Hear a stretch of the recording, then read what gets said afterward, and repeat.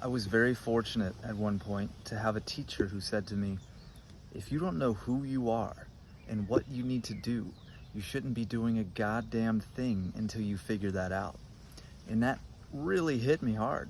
I had a lot of respect for this man. The reality he's created and the stories he could share were profound. And I happened to be in an opportunity where I got to learn from him while doing a detox. And I spent 28 days on coconut water, doing ozone therapy, negative ion therapy, the whole thing, and then went straight from there into a temple, into a Vipassana meditation for 10 days. And those words hit me really hard. So every day, first thing when I woke up and last thing when I went to sleep, I was just thinking, who am I? What do I need to do? Who am I? What do I need to do?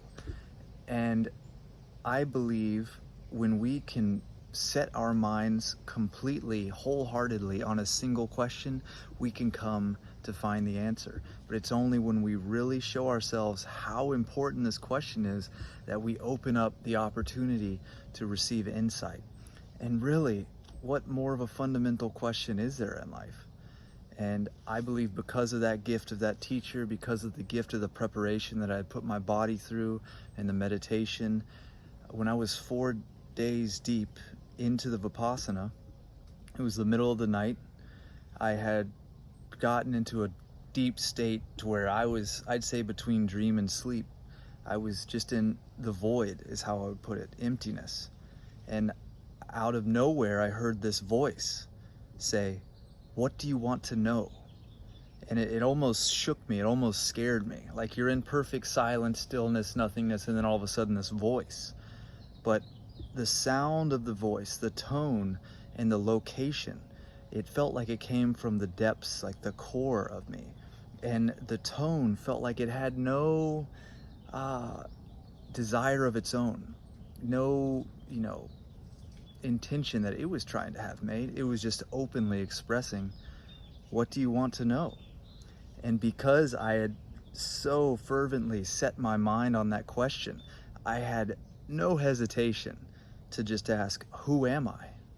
And I received this almost matrix-like download of imagery and audio bites of all these reflections on past experiences I've had.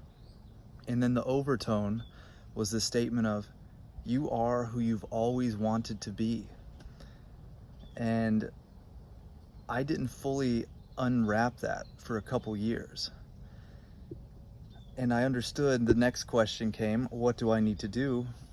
I need to keep following these practices, living this lifestyle, taking the steps to allow myself to prepare this temple, to be able to express myself, to express the truth of who I am fully into my community, into life. So you are exactly who you've always wanted to be. Now, what does that mean? As I said, it was a couple years before I really grasped the depth of that.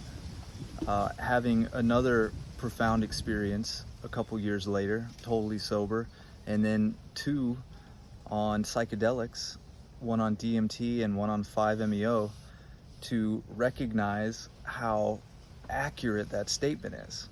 That God, the singular conscious awareness behind all creation, literally just gets to become and is, by its nature, whatever it really wants to be. And that can fluctuate and change. Even these difficult trials we go through are desired because they grant us the contrast to know ourselves fully in all of our complexity. So this brings us to recognize the paradox again. Yes, there are detrimental and negative things that bring beautiful contrast. And so those are perfect as they are. Life is perfect as it is.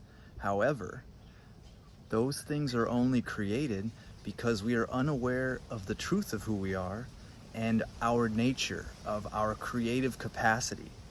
When we entertain negative thoughts, negative beliefs, negative ideals, we generate them. Because on some level, you're desiring that. Why are you thinking about it if you don't want it? If you were literally the creative force of the universe, you would have to be very careful about what you put your mind on. Granted, you can never be destroyed or created in that sense, but when we're waking up to this recognition, that's why I feel like Earth is a sort of training school where we don't have all of our power here, because if we did, we'd destroy ourselves rather rapidly. And so we're going through a process of getting control of these subtle controls that we have over our creative capacity and the use of our mind, what we intend, contemplate, dream of. That is the most subtle form that is driving our creation. And if you're thinking about it, you're showing yourself, I want this. So if we ever relate to a situation, even if it's negative, we have to take a stance of a positive outcome, a positive desire, or positive relationship, a loving relationship with that thing, so that we can express a creation that we actually want. So that is why it is vital for us to meditate, to fast, to pray, to reflect, so that we can cultivate our sensitivity to the subtle nature of the mind. How much is going on inside here that you're completely unaware of? This is the thing that's driving your reality. And right now it is operating on instinctual, almost animalistic drives that it has learned, if I do this, I will survive. And unfortunately, many of those things are not ideal in today's world. So it is important that we spend enough time with ourselves, reflecting on ourselves, witnessing how our mind works, so that we can start to get control and recognize how we can start to generate better ideas, better thought patterns, better habits, better actions. And that's really when I believe is the second life. That's when you're reborn. You really wake up to the fact that you are alive, and your life is a result of your ideas, your creation. That is like a rebirth in my perspective. And so this is the answer for myself in my world at this time. But I would just like to reiterate the value of really diving into profound questions like that. I can't tell you who you are. I mean, I have assumptions and beliefs I've already expressed, that we're all the singular same consciousness experiencing life simultaneously through 8 billion different people's eyes, if not more.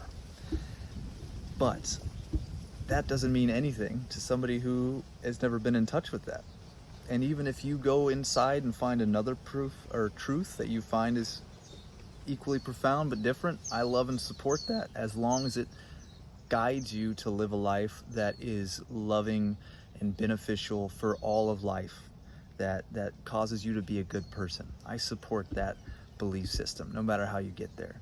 But nobody can just tell you this. Even these concepts are like, oh, that's a great idea, but the felt sense of experience is the single most valuable proof to obtain certainty, belief, knowing, connection that we all deeply desire. And after being shown that, I had to be shown it again and again and again. And it's like, okay, I fucking get it. This keeps happening. This is a legitimate thing.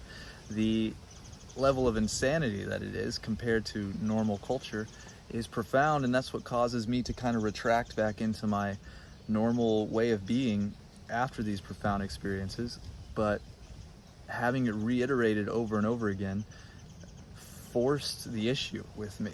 It's the truth, and I believe that to a very, very great depth.